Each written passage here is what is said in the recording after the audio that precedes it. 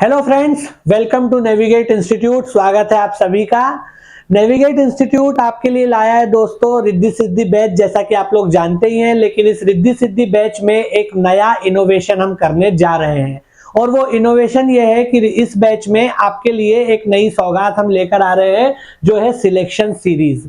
ये selection series क्या है? ये सिलेक्शन सीरीज के अंतर्गत आपको आपके टेक्निकल और नॉन टेक्निकल दोनों तरह के सब्जेक्ट्स के एमसीक्यूज की प्रैक्टिस करवाई जाएगी वीक में 2 बार, एक बार ट्यूसडे और दूसरी बार फ्राइडे। तो हर वीक में ट्वाइस अ वीक, यानी हफ्ते में 2 बार आपको एमसीक्यूज का प्रैक्टिस करवाया जाएगा हमारे नेविगेट के प्लेटफॉर्म के ऊपर। आप जो है यूट्यूब पर भी इसे अटेंड कर सकते हैं और साथ ही साथ हमारे एप्लीकेशन के ऊपर भी। तो इसमें आपको सब्जेक्ट वाइज अलग अलग फैकल्टीज के द्वारा उनके जो स्पेशलाइज सब्जेक्ट है उसके अंतर्गत प्रैक्टिस सेशन करवाए जाएंगे। ये जो एमसीक्यूज होंगे, इसमें आपके पास जो हम क्वेश्चंस लेके आएंगे वो प्रीवियस ईयर्स के क्वेश्चंस तो रहेंगे ही, यानी पीवाई क्यूब्स तो रहेंगे ही सही, लेकिन उसी के साथ साथ जो नए क्वेश्चंस हम फ्रेम करेंगे अपने अनुभव के आधार पे, अपने पुराने जो तजुर्बा है उसके आधार पर जो नए क्वेश्चंस फ्रेम किए जाएंगे वो भी आपके लिए इस सेशन में डिस्कस किया जाएगा। तो आप लोग इसके साथ जुड़ सकते हैं और ये हर ट्यूसडे और फ्राइडे जो है वो लाया जाएगा। दूसरी बात यह है कि इन सारे प्रैक्टिस सेशंस को आपको अगर देखना है तो आप हमारे ऐप पर, यूट्यूब पर कहीं भी देख सकते हैं। साथ ही साथ इसका पीडीएफ भी आपको अवेलेबल रहेगा हमारे ऐप पर भी, और साथ ही साथ नेविगेट इंस्टीट्यूशन के टेलीग्राम चैनल पे भी आपको वो अवेलेबल रहेगा। तो आप जब चाहें उसको देख सकते हैं बाद में भी। और ये जो आप सोच रहे होंगे कि ये जो हमारा सीरीज है, क्योंकि मैं आपको बता रहा हूं कि ट्यूसडे और फ्राइडे आएगा, लेकिन आज तो संडे, तो फिर आज हम ये क्यों लेकर आए हैं? आज एक स्पेशल दिन है और वो स्पेशल दिन ये है कि आज हम सबके जो मतलब दोस्त हैं, हम सबके मेंटोर हैं, वो है साकेत सर, और आज साकेत सर की शादी है और इसीलिए आज के दिन हम इस सेशन की शुरुआत कर रहे हैं। क्योंकि भले ही आज ट्यूसडे नहीं है या आज फ्राइडे नहीं है, लेकिन आज साकेत सर की शादी है। तो आप ये मान सकते हैं कि ये जो हमारी सीरीज है या ये जो हमारा नया एक प्रोग्राम है, ये इंस्टीट्यूट की तरफ से साकेत सर को एक गिफ्ट है, या फिर आप ये भी कह सकते हैं कि साकेत सर की तरफ से आप सारे एस्पिरेंट्स को या जितने भी अभ्यर्थी हमसे जुड़े हुए हैं उन सब के लिए एक गिफ्ट है उनकी शादी के ओकेशन पे। तो आप लोग ज्यादा से ज्यादा संख्या में इससे जुड़े और आपके लिए ये हर तरह से बेनिफिशियल रहेगा। आप लोग जानते हो कि जब भी हम कोई नए शुभ काम की शुरुआत करते हैं तो गणेश जी का नाम लेते हैं। गणपति का नाम लेकर श्री गणेश किया जाता है तो वो बिना विघ्न और बाधा के वो कार्य अच्छे से संपन्न होता है। तो हम गणेश जी का नाम लेके ये काम शुरू कर रहे हैं। सर प्रसाद लेके आइए। तो ये जो है आज इस प्रसाद के साथ और गणेश जी के नाम के साथ हम इस कार्यक्रम को शुरू कर रहे हैं। इसमें आपको सारी सुविधाएं जो है मिलेंगी, टेक्निकल नॉन टेक्निकल दोनों के क्वेश्चन रहेंगे, एमपीजी के, आईसीटी, एवरीथिंग। तो आप लोग जुड़िए, आपको डेफिनेटली इससे फायदा होगा। अब मेरे बाद जो है हमारे इंस्टीट्यूट के सबसे एनर्जेटिक टीचर, आप लोग समझ ही गए होंगे, मीणा सर जो है वो आपसे बातचीत करेंगे, कंटिन्यू करेंगे। ठीक है, thank you very much. Thank you sir, आपने जो सम्मान दिया, एनर्जेटिक बोला, बाकी आप सभी का प्यार है सर, मैं उसके लिए तहे दिल से धन्यवाद करता हूं और साथ में इस क्लास को कंटिन्यू करने की कोशिश करता हूं। कंटिन्यू ऐसा इन द सेंस कि आज जो क्वेश्चन प्रैक्टिस करवाई जाएगी, वैसे तो मेरा प्लान था कि सर हम जो क्वेश्चन प्रैक्टिस है ट्यूसडे से स्टार्ट कर दें, लेकिन नहीं, फिर मैंने सोचा फ्राइडे से स्टार्ट करते, लेकिन नहीं, फिर साकेत सर की शादी है आज संडे के दिन, तो क्यों ना शादी के समय कुछ बवाल किया जाए, कुछ बड़ा प्रोग्राम किया जाए और लोगों की भलाई के लिए कुछ काम किया जाए। तो ये सीरीज आपके लिए और आपके सिलेक्शन के लिए ही लाई जा रही है और इसका नाम इसलिए रखा गया है सिलेक्शन सीरीज। तो इस सीरीज के साथ आप जुड़े रहे।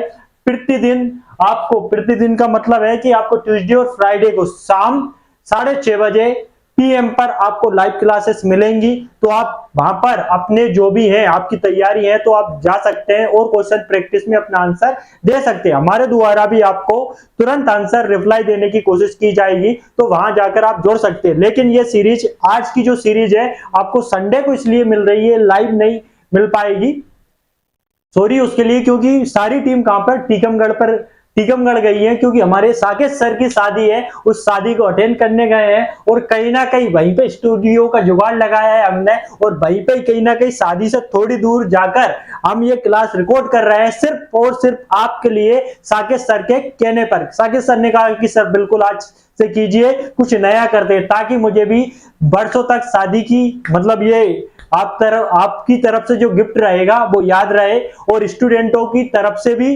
जो अगर सीरीज कंटिन्यू रही और बहुत ज्यादा लोग जुड़े इससे, तो कहीं ना कहीं साकेत सर को भी आप गिफ्ट देंगे जो शादी में ना पहुंच पाएंगे। तो आइए कंटिन्यू करते हैं, ज्यादा टाइम नहीं लेते हैं।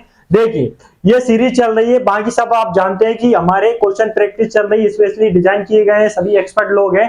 हर एक व्यक्ति अपना सब्जेक्ट लेकर आएगा जो एक्सपर्ट है उस सब्जेक्ट में, और आपको सब्जेक्ट में क्या मिलेगा, पीवाईक्यू मिलेंगे, वो तो मिलेंगे, स्टैटिक जीके मिलेगा, प्लस करंट से अपडेटेड चीजें मिलेंगी, और साथ ही साथ अपना एक्सपीरियंस जो उस सब्जेक्ट के महारथी रहते हैं वो अपना निचोड़ कर देंगे। बाकी टेक नॉन टेक दोनों की चीजें आपको पूरी पूरी कवर करवाई दी जाएंगी। अदर स्टेट के भी जो एई जेई के जो क्वेश्चन हुए हैं उनके भी क्वेश्चन प्रैक्टिस आपके यहाँ करवाए जाएंगे। इसके अलावा सेशन अवेलेबल इन लाइव और रिकॉर्डेड दोनों फॉर्म में रहेंगे। रिकॉर्डेड आपके यूट्यूब पे भी बाद में मिल जाएगा, और आपके नेविगेट के प्राइम एप्लीकेशन पे भी आपको देखने को मिल जाएगा, है ना। बाकी आपकी पीडीएफ वगैरह आपको मिल जाएगी। तो आइए स्टार्ट करते हैं बिना किसी देरी के। तो आप कृपया करके आंसर देने की कोशिश करेंगे, और मैं फिर इसके बाद देन आंसर बताने की कोशिश करूंगा। मैं ये चाहूंगा कि अगर आप ये सीरीज कंटिन्यू चाहते हैं तो बड़ी तादाद में इस सीरीज को दूसरों को भी शेयर करें, ताकि उनको भी लाभ मिल सके जो लाखों रुपए फीस देकर बड़ी बड़ी कोचिंग अटेंड नहीं कर सकते, या जिनकी मरिया हालत बहुत ज्यादा खराब है, जो मार्केट तक नहीं आ सकते, मतलब इंदौर जैसे शहर में नहीं आ सकते, तो उन तक भी आप पहुंचाएं, ताकि उनका भी भला हो जाए। ये सीरीज ऐसी सीरीज ला रहे हैं जहां बिल्कुल आपको निचोड़ मिलेगा और बहुत अच्छे क्वेश्चन मिलेंगे जो आपके एग्जाम में फंसेंगे। तो पहला क्वेश्चन के साथ शुरुआत करते हैं, है ना। श्री गणेश जी का नाम ले लिया हमने। तो स्वतंत्रता के पश्चात मध्य प्रदेश को कितनी श्रेणियों में रखा गया है, ये पहला क्वेश्चन है। श्रेणियां मतलब कितने पार्टों में रखा गया है आपके लिए। श्रेणियां मतलब कितने पार्ट्स में डिवाइडेड किया गया था मध्य प्रदेश को स्वतंत्रता के बाद, पार्ट्स में डिवाइडेड किया गया था। ये आप आंसर देने की कोशिश करें, इसके बाद मैं आंसर दूंगा। और ये जो एमपीजीके के जो क्वेश्चन प्रैक्टिस ला रहे हैं वो हम क्या ला रहे हैं, टॉपिक वाइज उठा के ला रहे हैं। तो टॉपिक के हिसाब से आपको क्वेश्चन मिलेंगे, आप निश्चित रहें, है ना। अगर आपने तैयारी नहीं की तो यहीं से शुरुआत कर दे, सिलेक्शन हो जाएगा। तो आंसर दें कि पहले क्वेश्चन, स्वतंत्रता के पश्चात मध्य प्रदेश को कितनी श्रेणियों में बांटा गया है या कितने पार्ट्स में डिवाइडेड किया गया है। तो इसका आंसर आप देने की कोशिश करें। पहले ए 3, बी 4, सी 5 और डी 6। तो आप बताएं कितनी श्रेणियों में बांटा गया। तो इसका आंसर मैं आपको देता हूं, इसका आंसर आपको मिलता है,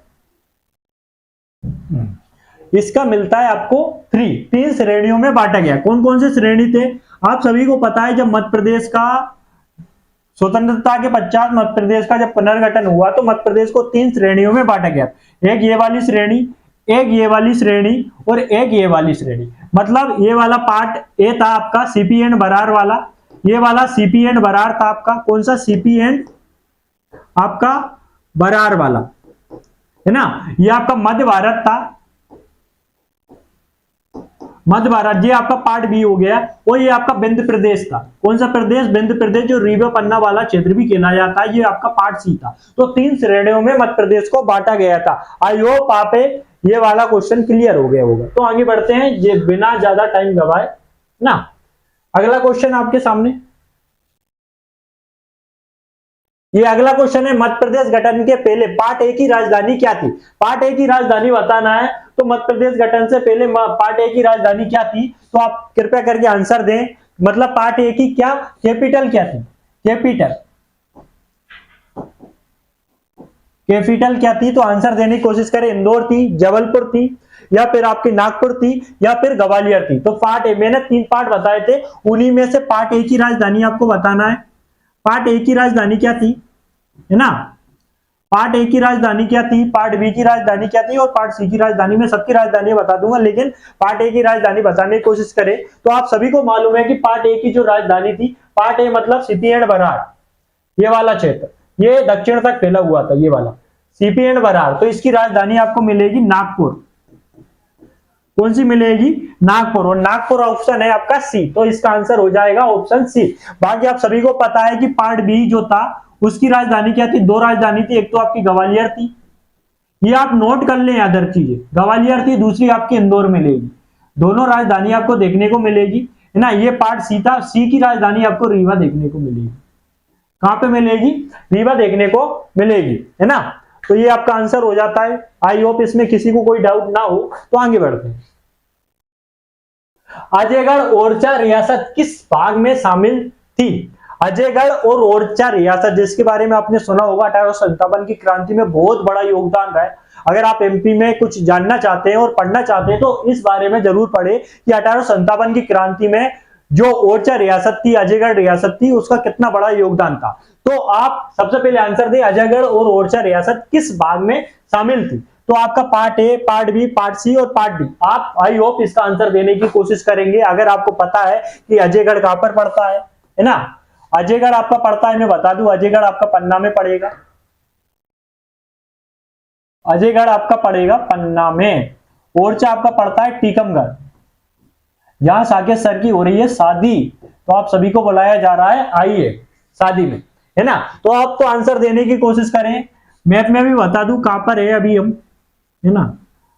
मैप आपको बनाते आना चाहिए, अगर मैप नहीं आता तो ये मान लो कि आपकी एमपी बहुत खतरे में, है ना। इस वाले इलाके में अजयगढ़ और पन्ना, तो ये कौन सी पार्ट की हो गई, तो पार्ट सी।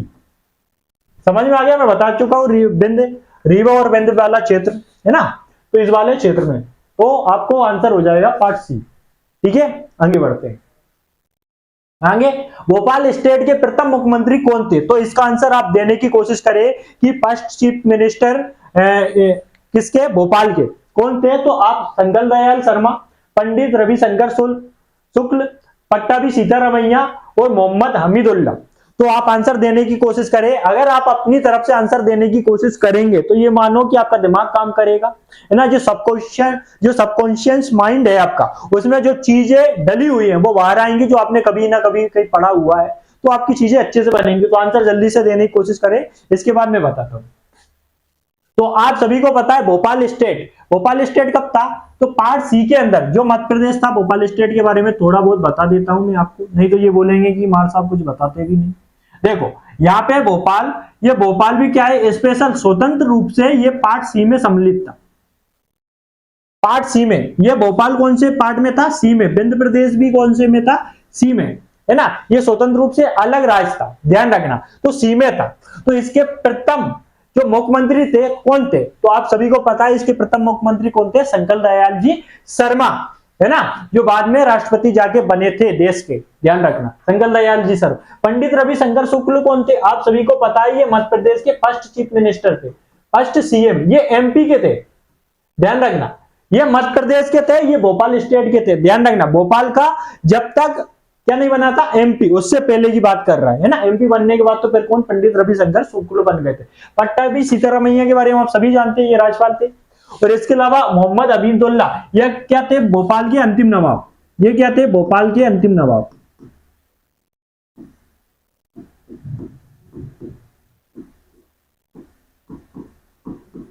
ठीक है, ये सभी चीजें आपको देखने को मिलेगी। आगे बढ़ते हैं, आई होप सबको सब चीजें क्लियर होंगी। आगे बढ़ते हैं, अगला क्वेश्चन आप सभी के सामने है ना, मैं क्वेश्चन पढ़ देता हूं, आप आंसर देने की कोशिश करें। राजस्थान की सिरोंज तहसील, कहा कि राजस्थान की सिरोंज तहसील को मध्य प्रदेश के किस जिले में शामिल किया गया था, मंदसौर, विदिशा, भोपाल या इनमें से कोई नहीं। तो राजस्थान की जो सिरोंज तहसील थी उसको मध्य प्रदेश के किस जिले में शामिल किया गया था, आप सभी के सामने मंदसौर, विदिशा, भोपाल और इनमें से कोई नहीं। तो आप सभी को इसका आंसर मालूम होना चाहिए, आपको यह मालूम होना चाहिए कि सिरोंज वर्तमान में कहां पड़ती है। अगर आपको मालूम है कि सिरोंज वर्तमान में कहां पड़ती है तो इसका आंसर आप 100% देंगे। देखिए सिरोंज पड़ती है आपके यहां पर है विदिशा, थोड़ा इधर उधर हो जाए तो ध्यान रखना, शोर शराबा मत पकड़ना। यहां पर है क्या है आपका विदिशा, और यहां पर है आपका मंदसौर, है ना। मंदसौर के हमने था सुनील टप्पा, मंदसौर का क्या, सुनील टप्पा। विदिशा में क्या, सिरोंज। ये ध्यान रखना भैया, ये वाला पेन विजुअल तो है ना, देख तो रहा है ना अच्छे से, नहीं तो पता चले मैं पढ़ा के निकल जाऊं, है ना। ओके, है ना। तो ये सुनील टप्पा जो था, सॉरी ये थोड़ा अगर इधर बनाएंगे तो ये यहां पर था, इसको क्या दे दिया था हमने, राजस्थान को दे दिया जो मंदसौर का था, और बदले में हम क्या ले लिया, सिरोंज ले ली जो विदिशा जिले में पड़ती थी। इसलिए लेना पड़ा क्योंकि यहाँ के लोग राजस्थान जा रहे थे, राजस्थान के लोग यहाँ पर आ रहे थे, भैया जाति प्रमाण पत्र बनवाना है, भैया आ जाओ का, विदिशा में मध्य प्रदेश में घुसना पड़ रहा था, यहाँ मध्य प्रदेश को लोगों को राजस्थान के बॉर्डर पे जाना पड़ रहा था कि दिक्कत आ रही थी ना, इसलिए जनता की उसके लिए सहूलियत के लिए ये चीजें रही। बहुत समय तक यहाँ के लोग जो थे, यहाँ की जो मीणा जाती है, कौन मीणा, मैं भी मीणा ही हूं, है ना, हम बहुत समय तक इसका फायदा उठाया, और हम यहाँ पर थे एसटी में, क्योंकि राजस्थान में मीणा जाती है एसटी में, हम भी यहाँ पर एसटी में आते थे, लेकिन बाद में जब समय बदला, परिवर्तन हुआ, तो यहाँ पर ना एसटी में रहे ना ओबीसी में रहे, यहाँ पर हो गए जनरल में, जनरल में आता है। अब मीणा जो जनजाति है वो यहाँ पर जनरल में आती है, जबकि राजस्थान में एसटी में आती है। ये राजस्थान है, पूरा ऊपर राजस्थान है ये वाला पार्ट, ये ठीक है। तो आपका कौन सा हो गया, विदिशा। आई होप आगे बढ़ता हूं, क्लियर हो गया यहाँ पे। ये देखिए रिद्धि सिद्धि बैच हमारे यहाँ प्रॉपर तरीके से एमपीजी के चल रहा है, हमारे भवदीप सर द्वारा बहुत अच्छे से आपको पढ़ाया जा रहा है, दोनों लैंग्वेज में, है ना। उनका एमपीजी के पढ़ लिया मतलब आपका सिलेक्शन पक्का समझो, क्योंकि भवदीप सर द्वारा एमपीजीके की क्लासेस इसमें ली जा रही है हमारे रिद्धि सिद्धि बैच में। इसके अलावा अन्य फैकल्टी जो है उनके द्वारा अलग अलग सब्जेक्ट लिए जा रहे हैं, जो स्पेशलाइजेशन है सबका अपने अपने सब्जेक्टों में, उस हिसाब से सब ले रहे हैं। और कहीं ना कहीं अगर आप ये वाला लेते हैं एमपीजीके और आईसीटी वाला ये अटेंड करते हैं, तो कहीं ना कहीं ये मानो कि आपके सिलेक्शन के बहुत करीब आप हो जाओगे, और आपको कहीं ना कहीं सिलेक्शन के चांस बहुत ज्यादा बढ़ जाते हैं। लाइव रिकॉर्डेड दोनों फॉर्म में ये चीजें मिल रही हैं, और कॉन्टेक्ट नंबर ये है, और मेरे द्वारा आपको एमसीक्यू सोल्व करवाए जाएंगे, है ना। भवदीप सर के द्वारा आपको पूरा एमपीजीके आपको मिलेगा, तो लीजिए उनका एमपीजीके और मेरे द्वारा सोल्व करवाया जा रहा है, मतलब दो टीचरों का आपको सिंगल रूप में ज्ञान मिलेगा। तो सोचिए आपका सिलेक्शन क्यों नहीं होगा, है ना।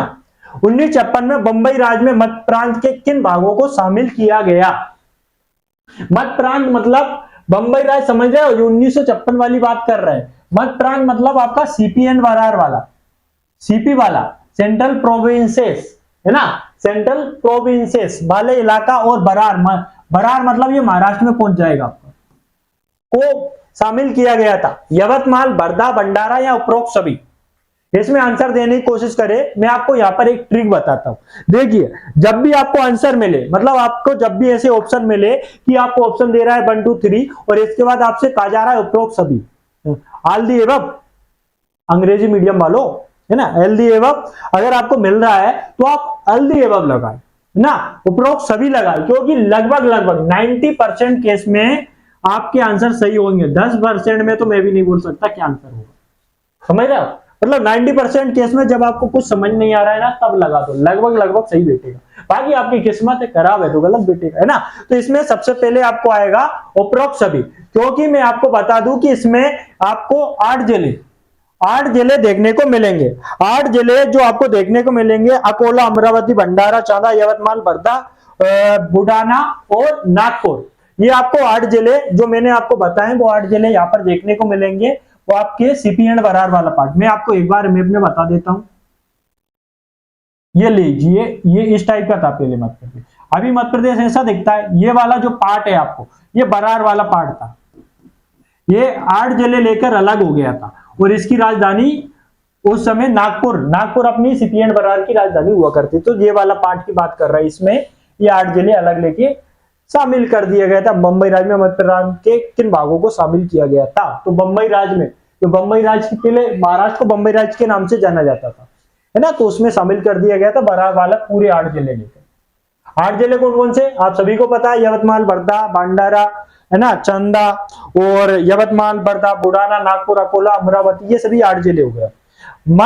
मध्य भारत की ग्रीष्मकालीन राजधानी किसे बनाया गया था, ना इधर भी दिखता है यार, ऐसा नहीं।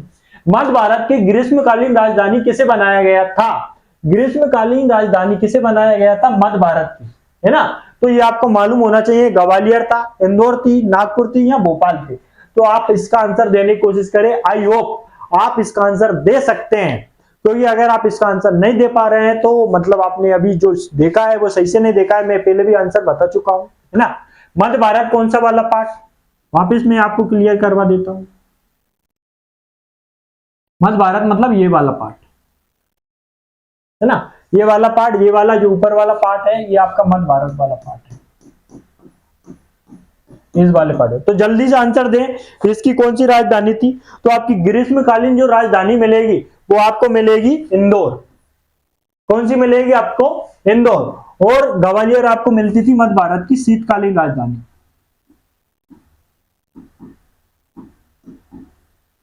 राजधानी कैपिटल,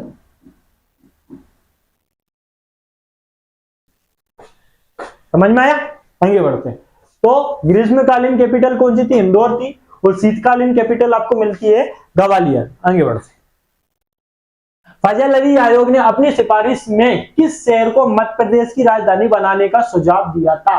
फजल अली आयोग ने किस शहर को मध्य प्रदेश की राजधानी बनाने का सुझाव दिया था। राज्य पुनर्गठन जब हो रहा था, मतलब मध्य प्रदेश का पुनर्गठन जब हो रहा था तब। जबलपुर, इंदौर, ग्वालियर, भोपाल। तो आप आंसर दें, है ना। फजल अली के बारे में, फजल अली आयोग के बारे में बता देता हूं, तब तक आप आंसर दें, है ना। तो फजल अली आयोग का गठन किया गया था 1953 में शायद, है ना। और इसमें ये अध्यक्ष थे फजल अली। इसके अलावा के एम पडिक्कर और हृदयनाथ कुंजरू इस आयोग के सदस्य थे। मतलब टोटल 3 थे। मध्य प्रदेश पुनर्गठन आयोग की सिफारिश के लिए 3 सदस्य थे। एक अध्यक्ष थे आपके फजल अली और 2 हृदयनाथ कुंजरू और के एम पडिक्कर इसके सदस्य थे, है ना, जिन्होंने जबलपुर को राजधानी बनाने का सुझाव दिया था। लेकिन भाई हमारे देश के प्रथम प्रधानमंत्री कौन, पंडित जवाहरलाल नेहरू जी, उन्होंने क्या किया कि भोपाल को राजधानी बनाने को कहा। ये किसने कहा, जवाहरलाल नेहरू।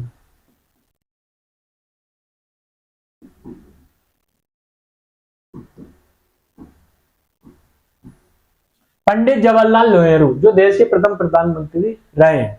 तो समझ में आया, आई होप। ये जो मैं एक्स्ट्रा जो इंफॉर्मेशन दे रहा हूं आपको फालतू बातें करके नहीं दे रहा हूं। जो भी एक्स्ट्रा इंफॉर्मेशन दे रहा हूं आप नोट डाउन कर लें।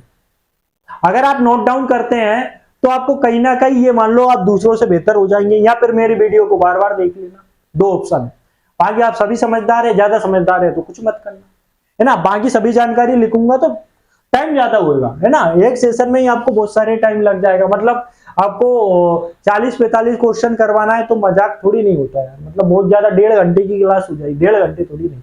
जल्दी 40-45 क्वेश्चन आपको ज्यादा से ज्यादा 1 घंटा या 50 मिनट में कवर करवाने की कोशिश कर रहा हूँ, है ना। तो समझो आप मेरी भावनाएं और मैं आपकी भावनाएं समझूंगा।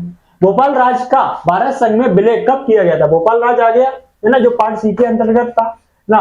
पार्ट सी स्वतंत्र था, मध्य प्रदेश के बीचों बीच स्थित था।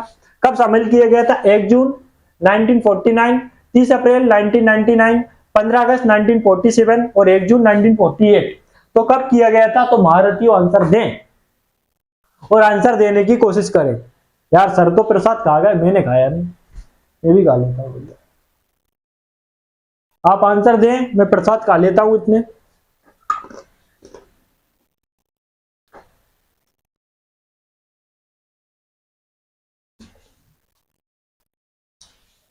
दे दिया, अब मैं देता हूं, देखिए इसका आंसर होगा 1 जून 1949। 1 जून 1949 को क्या किया गया, भोपाल राज को मध्य प्रदेश में सम्मिलित कर लिया गया, है ना। इसमें इस समय जो यहाँ के अंतिम नवाब थे हमीदुल्ला खां, हमीदुल्ला खां थे, है ना। और भोपाल राज के संस्थापक कौन थे, आप सभी को पता है, संस्थापक। तो ये आपके मिलते हैं दोस्त मोहम्मद खां।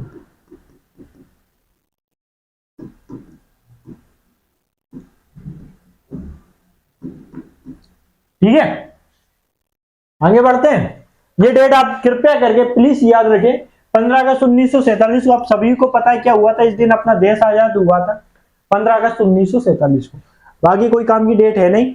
आगे बढ़ते हैं। मध्य प्रदेश में कितने संभाग हैं, ये आंसर तो आप दे सकते हैं, आइयो, है ना। ये आंसर आप देने की कोशिश करें। मैं मध्य प्रदेश का मैप बना लेता हूं। तो आप आंसर देने की कोशिश करें। इसका आंसर क्या होगा कि 11 है, 10 है, 12 है, 13 है। तो मध्य प्रदेश में कितने संभाग है? तो आप सभी को पता है मध्य प्रदेश में आपको मिलेंगे 10। 10 संभाग कौन कौन से हैं? आपको चंबल मिल जाएगा, ग्वालियर मिल जाएगा, उज्जैन मिल जाएगा, इंदौर मिल जाएगा। यहाँ पर आपको उज्जैन इंदौर हो गया, भोपाल मिल जाएगा, भोपाल के बाद इधर आपको जबलपुर मिल जाएगा, जबलपुर के बाद आपको नवदापुरम मिल जाएगा, नवदापुरम के बाद आपको शहडोल मिल जाएगा, शहडोल के बाद आपको रीवा मिल जाएगा, है ना। इस टाइप से आपको कुल मिलाकर 10 संभाग देखने को मिलते हैं, है ना। तो 10 संभाग में आप कौन से संभाग के अंतर्गत आते हैं तो आप देख लें। कुल मिला के 10 संभाग हैं। आगे बढ़ते हैं। आपको संभाग याद होना चाहिए, संभाग के अंतर्गत कौन कौन से जिले आते हैं वो आपको याद होना चाहिए। सभी चीजें आपको याद होना चाहिए। अगर आपको ये सभी चीजें नहीं आती तो कृपया करके मैप बनाना सीखें और ये चीजें करते सीखें। भोपाल को किस वर्ष मध्य प्रदेश की राजधानी बनाया गया? ये महत्वपूर्ण क्वेश्चन है, इंपोर्टेंट लिख लेना। बाकी भी महत्वपूर्ण है लेकिन ये भी ध्यान रखना। 1956, 1972, 1992, 1947। तो भोपाल को किस वर्ष मध्य प्रदेश की राजधानी बनाया गया? तो आप सभी को पता है भोपाल को 1 नवंबर 1956 को मध्य प्रदेश की राजधानी बनाया गया। आपके दिमाग में क्वेश्चन आएगा, मार साहब जब 1 नवंबर 1956 को भोपाल को मध्य प्रदेश की राजधानी बनाया गया तो इससे पहले मध्य प्रदेश की राजधानी कौन सी थी? तो जो मेन राजधानी थी वो नागपुर थी, है ना।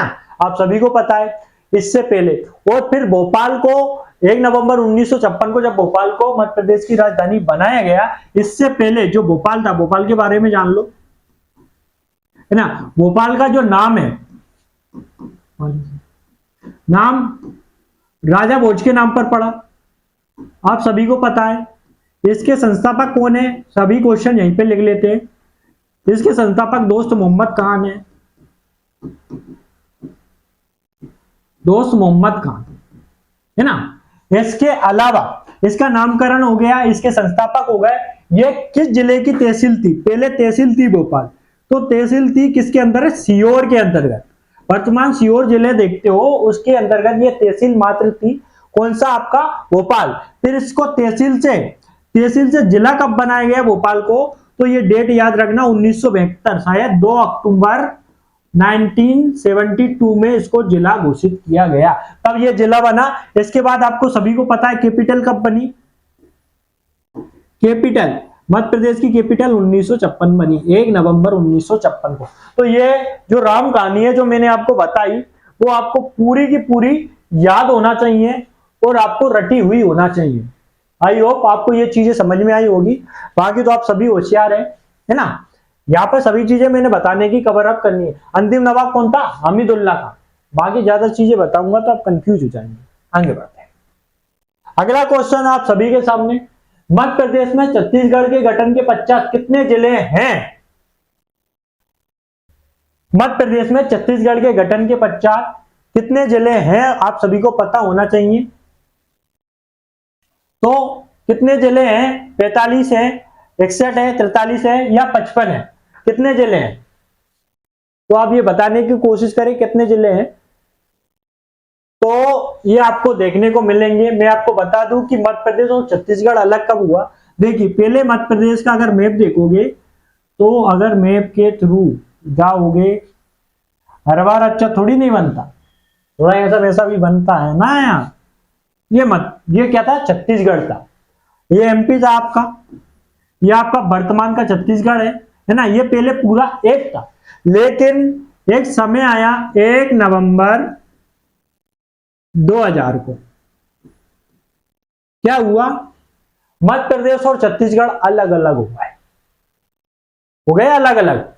क्या हुआ, कैसे हुआ, वो सब बाद में बताऊंगा। लेकिन टोटल कितने जिले थे इस समय मध्य प्रदेश में? इस समय 61 जिले थे।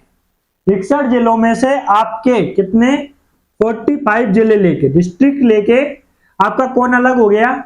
एमपी, है ना, एमपी में रहेगा। और आपके 16 डिस्ट्रिक्ट लेके कौन अलग हो गया? आपका छत्तीसगढ़।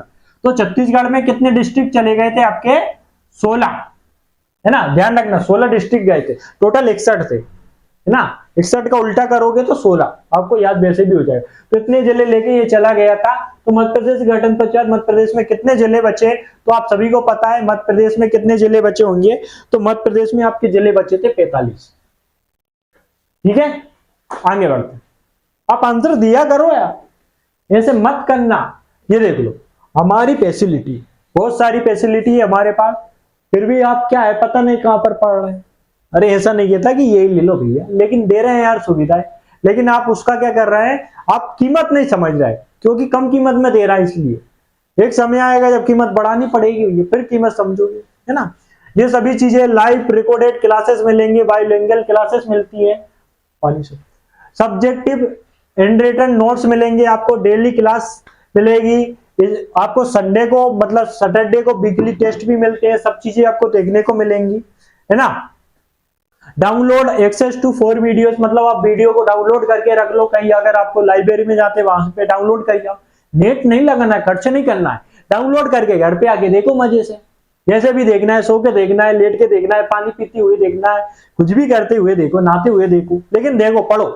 प्रैक्टिस सीट मिलेगी, प्रैक्टिस बुकलेट मिलती है, अवेलेबल है, टेक्निकल नॉन टेक्निकल दोनों चीजों में मिलती है आपको, है ना। व्हाट्सएप पे आप किसी भी समय आप मतलब आपको 2 बजे मैसेज करो कि सर ये फलानी दिक्कत आ रही है तो आप सोल्व कीजिए, आपको तुरंत सोल्यूशन मिलेगा। अरे टीम बेटर रखी आप लोगों के लिए एक्सपर्ट के साथ, चिंता ना करें, है ना।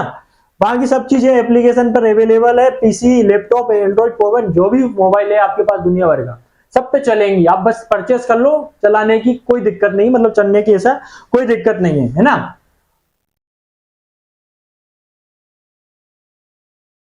ठीक है, ओके आगे बढ़ते हैं। मैं पानी पी लूं जब तक ये क्वेश्चन पढ़ता हूं। जबलपुर एक महत्वपूर्ण शहर है, वो किस क्षेत्र के अंतर्गत आता है? तो महाकौशल, बुंदेलखंड, मालवा, छोटा नागपुर, ये आप देख लो।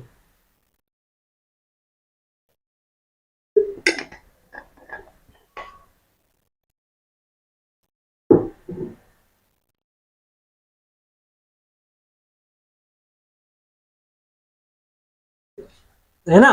तो ये देखो महाकौशल, आपको ये क्षेत्र बता देता हूं मैं थोड़ा सा, आपको शायद दिख कम रहा होगा, तो ये वाला पेन यूज कर लेते हैं। देखिए ये आपको क्षेत्र मिलेगा, ये महाकौशल वाला क्षेत्र, ये कौन सा क्षेत्र है, महाकौशल,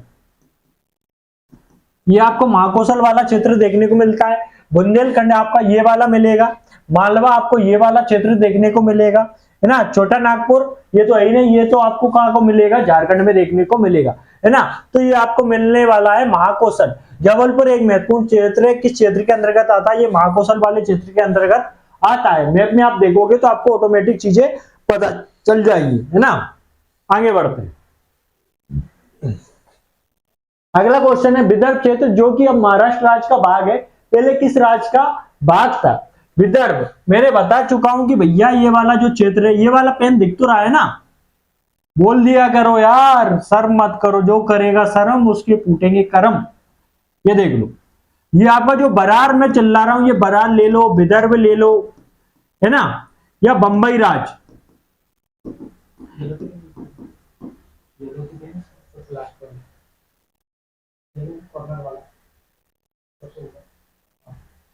है ना। तो आप ये वाला बरार, विदर्भ, ये बंबई राज एक ही चीज, बंबई राज तो आपका पूरा महाराष्ट्र में आ जाएगा, है ना। लेकिन ये बरार और विदर्भ एक ही चीज है, जो मैं बार बार बोल रहा हूं, ये CP and Berar, CP and ये बरार था, इसकी पूरी राजधानी क्या थी आपकी, नागपुर, क्या थी आपकी, नागपुर जो देखने को मिलती थी। तो ये किसका भाग था, तो इसको अलग कर दिया गया था हमने, है ना। आप सभी को पता है 8 जिले देकर, कितने 8 जिले, यवतमाल, भंडारा, नागपुर, चांदा, है ना, अकोला, अमरावती, ये सभी आपको देके मध्य प्रदेश से कर दिया गया था, आप सभी को पता है। आगे बढ़ते हैं। मध्य प्रदेश की जीवन रेखा नर्मदा मध्य प्रदेश के किस संभाग में नहीं बहती? आपको जिला पूछा जाएगा, कभी डिस्ट्रिक्ट पूछा जाएगा, तो कभी संभाग पूछा जाएगा, कभी तहसील पूछी जाएगी। तो आपको ये मान लो, अगर आप मध्य प्रदेश में अच्छे नंबर स्कोर करना चाहते हैं, तो मतलब मैप तो आप याद होना चाहिए, और पूरे जिले मतलब एग्जैक्ट लोकेशन के साथ याद होना चाहिए। तो शहडोल संभाग, जबलपुर संभाग, इंदौर संभाग, ग्वालियर संभाग, तो आप जल्दी से आंसर देने की कोशिश करें।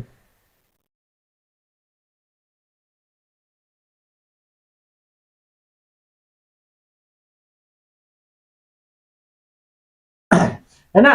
तो ये देखो, किस जिले किस संभाग में बहती है? तो शहडोल संभाग, जबलपुर संभाग या इंदौर संभाग? तो मध्य प्रदेश जीवन रेखा कहने वाली नर्मदा नदी। तो आप सभी को पता है नर्मदा नदी, भैया नर्मदा नदी का नाम मत लो यार। अनूपपुर, इससे मेरा पुराना रिलेशन है। वो समझते हो ना टुकड़ा की मेरा प्यार, तो यहीं से होता है कुछ कुछ। अरे छोड़ो यार, कोई बात नहीं है ना।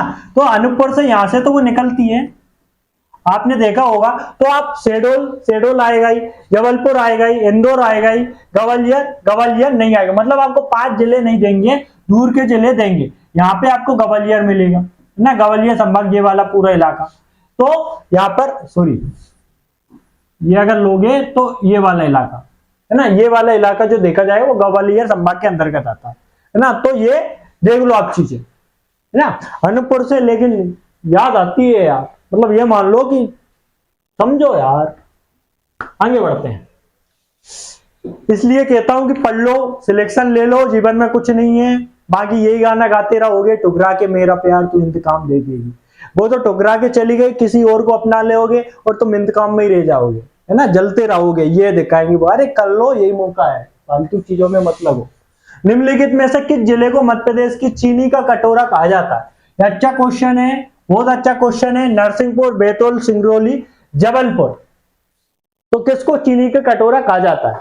अभी एक बैतूल की एक लड़की है जिसका हम इंटरव्यू ले रहे थे, तो उनसे बहुत सारी चीजें पूछी गई। बताओ बैतूल से कौन सी नदी निकलती है ना। मतलब अच्छी थी, और असिस्टेंट जो आपका एपी करके जो एग्जाम होता है उसका था है ना, उसमें सिलेक्टेड है वो।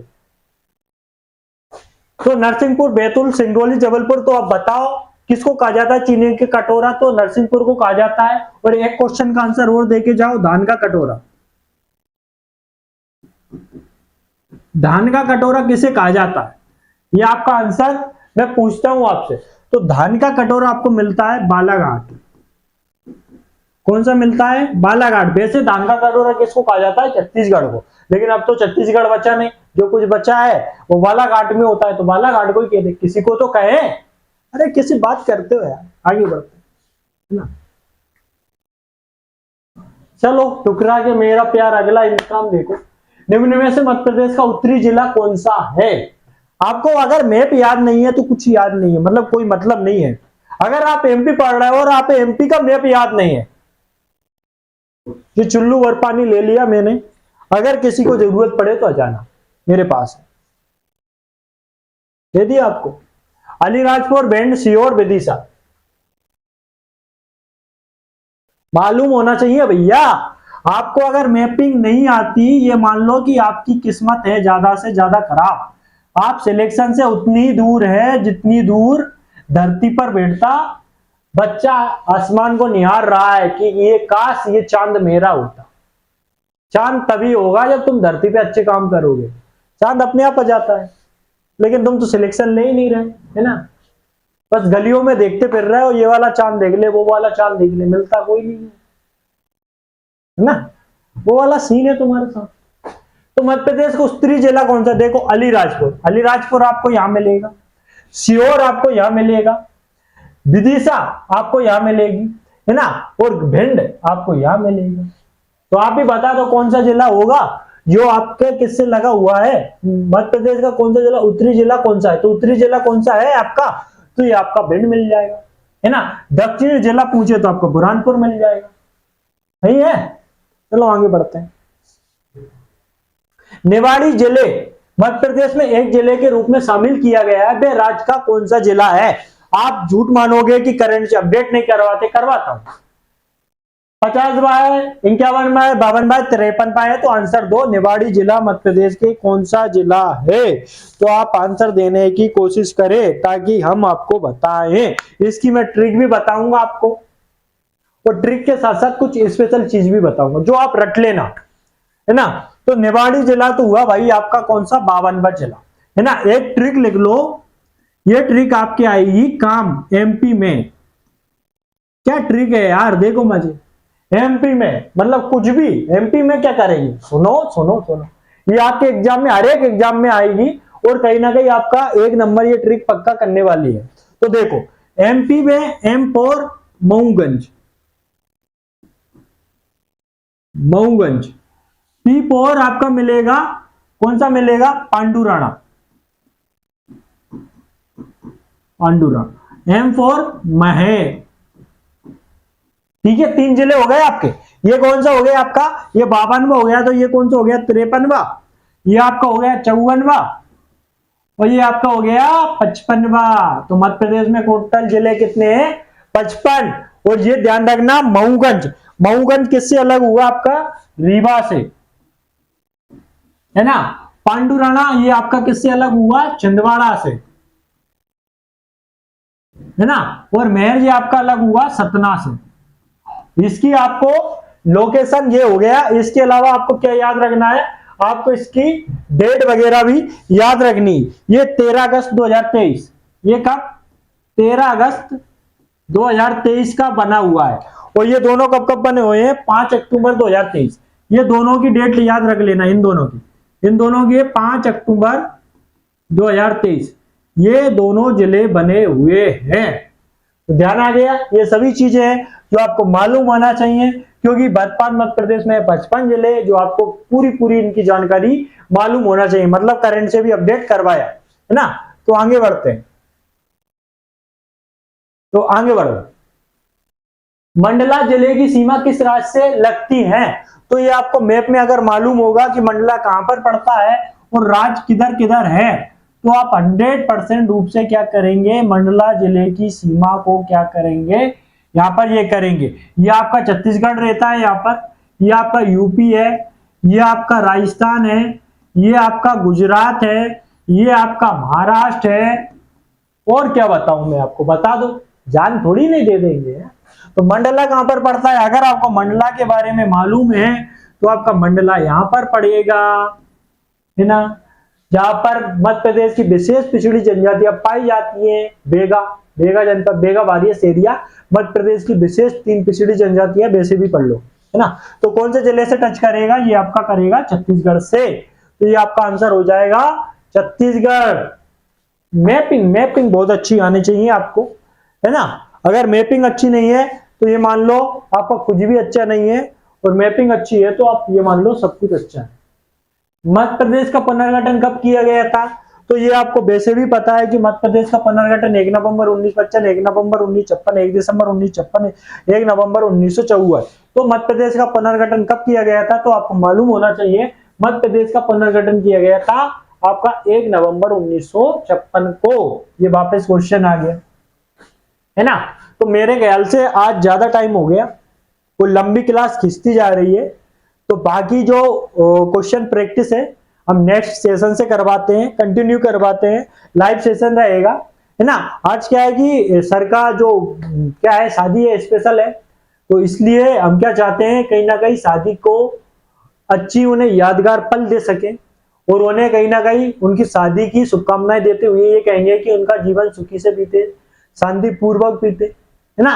और अच्छे से एंजॉय के साथ वो अपना लाइफ पार्टनर के साथ एंजॉय करें, और हंसी खुशी के साथ पढ़ाते रहें, लोगों के भला करते रहें, है ना। और बाकी आपको सेशन कैसा लगा, तरीका कैसा लगा, और आपको चीजें कैसी लगी, है ना। जो भी आपको डाउट लगे, जिस भी प्रकार की आपको समस्या लगे, या कुछ भी आपको कैसा भी लगे कि आपको क्या चाहिए, कैसा चाहिए, और किसी भी प्रकार के, मतलब किसी भी प्रकार के एनी टाइप ऑफ प्रॉब्लम, आप यू कैन शेयर, है ना। आप शेयर कर सकते हैं, और इसके बाद हम आपकी प्रॉब्लम को सोल्व करने की कोशिश करेंगे, क्योंकि कहीं ना कहीं आप हमारे लिए बहुत ज्यादा महत्वपूर्ण है। क्यों महत्वपूर्ण है? कि आप अगर पढ़ेंगे तो सिलेक्शन होगा, सिलेक्शन से फायदा हमें होगा। सिलेक्शन जरूरी है, कुल मिला के हमारी यही इच्छा है ना। बाकी आप लोगों को ज्यादा से ज्यादा लोग जोड़ सके, और हम ये सिलेक्शन सीरीज कंटिन्यू रख सके, इसलिए आप लोगों को ज्यादा से ज्यादा लोगों को शेयर करें, ज्यादा से ज्यादा लाइक करें, ज्यादा से ज्यादा कमेंट करें, ताकि हमें भी मोटिवेशन मिले। हमें मोटिवेशन मिलेगा तभी तो हम कंटिन्यू करेंगे और मेहनत करेंगे ज्यादा से ज्यादा। तो आप देख लो सीरीज को कब तक कंटिन्यू करवाना है। अगर आपकी तरफ से हमें रिप्लाई मिलेगा तो हमारी तरफ से भी आपको मिलेगा, है ना। न्यूटन का थर्ड लॉ, क्रिया के बराबर विपरीत प्रक्रिया, है ना। जैसा आप करोगे वैसा आप बढ़ोगे। मिलते हैं। जय हिंद, जय भारत।